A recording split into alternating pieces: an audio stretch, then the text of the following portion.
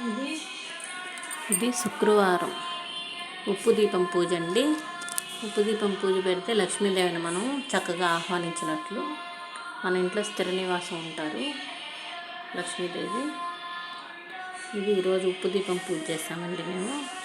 ప్రసాదం వచ్చి పొంగలి. దీనికి ఏంటంటే ఆల్రెడీ మనం ఉప్పు దీపం గురించి చెప్పున్నాము. ప్రతి శుక్రవారం ఇట్లా మనకి ఎన్ని శుక్రవారాలు వీలైతే అన్ని శుక్రవారాలు ఇట్లా లక్ష్మీదేవిని మనం ఆహ్వానించామనుకోండి, చక్కగా మన ఇంట్లో అమ్మ కొలువు అవుతారు.